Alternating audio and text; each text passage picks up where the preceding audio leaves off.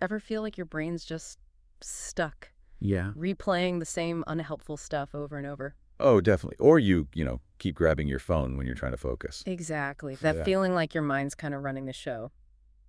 So today we're diving into something pretty fundamental.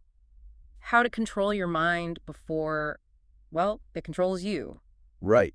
We looked at some really interesting material on this, all about how we can actually uh, take the reins of our own thoughts. The mission being to actively guide them, not just get swept along. Precisely. Understanding how to direct things intentionally. Okay, let's get into it. It's kind of fascinating that our brains aren't really set up for constant happiness and sharp focus, is it? No, not inherently. There's a deep-seated reason our minds drift to the negative or get easily sidetracked. It's actually, well, it's about survival. Survival, how so? Our brains evolved to be hypervigilant, constantly scanning for potential threats. It's like this built-in alarm system. Makes sense for caveman times, maybe. Exactly. Crucial back then. But now, Yeah. in our world, that system can kind of misfire, popping up as everyday worries or that, constant urge to check notifications. Ah, okay. So knowing that's the default, Mm. what happens if we just let that run wild? Our sources talked about the downsides, right? Yeah, definitely. If your mind's always jumping between worries or getting sucked into distractions, well, you're not really present, are you? No.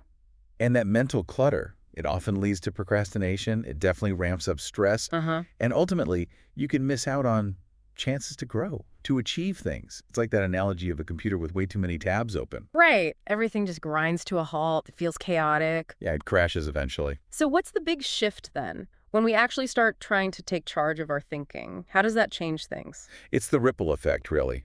When you start directing your thoughts, that control sort of naturally extends outwards to your emotions, your action. And over time, that really steers the direction of your life. You go from being sort of carried along by your thoughts to actively, holding the wheel. Holding the wheel. I like that. Okay, so how do we grab that wheel? The sources had practical steps. First one seemed to be awareness, just noticing. Awareness is absolutely step one. It's about creating that tiny pause. Just stopping for a second to observe your thoughts. Without judging them. Exactly. Like you're an impartial observer. Mm. And in that pause, you ask yourself something really simple. Is this thought helpful right now, or is it harmful? That little gap can make a difference. Huge difference, just creating that space. Okay, so you notice a thought, maybe it's negative. What then? Reframing came up a lot. Can you give an example of how that works? Sure.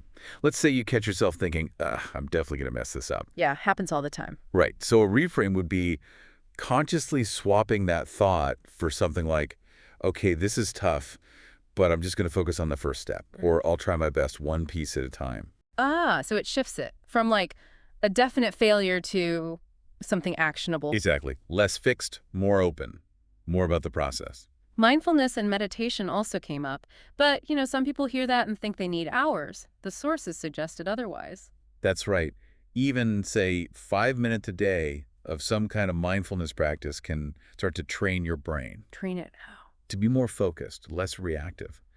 Think of it like reps at the gym, but for your attention span, building resilience to distractions. Okay, 5 minutes sounds doable. What about all the stuff coming in? Social media, news? Our sources mentioned limiting inputs. Yeah, that's a big one. It's about recognizing how that constant stream of external stuff can hijack your attention and just add to the mental overwhelm. So being more intentional. Right. Maybe setting specific times to check things instead of just letting it flow in constantly. It creates valuable mental quiet time. Another one was visualizing success, which, I don't know, sounds a bit simple, maybe? It sounds simple, but the idea behind it is that your mind is really receptive to imagery. Which you feed it regularly, it starts to believe. So picturing goals helps. It can, yeah. Regularly visualizing positive outcomes, feeling what it's like to achieve them.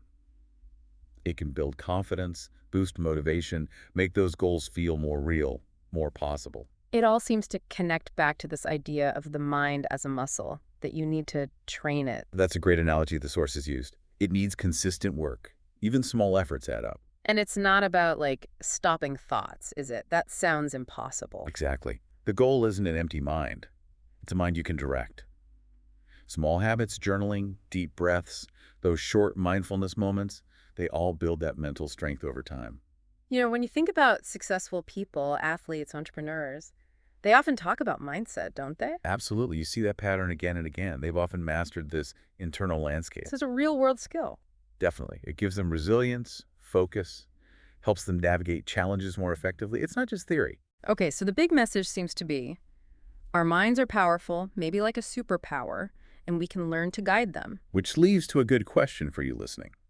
What's maybe one thought pattern you notice in yourself that you'd like to shift? Yeah, maybe pick just one strategy we talked about this week. Try it out. Could be 5 minutes of mindfulness, or just consciously trying to reframe one negative thought when you catch it. Remember, it's those small, consistent steps. They really do build that control. It's a process. And think about this. If you start taking even those small steps to guide your thinking more, what could open up for you? How might it change that feeling of being overwhelmed or scattered day to day? It really is about taking charge of your inner world. Food for thought.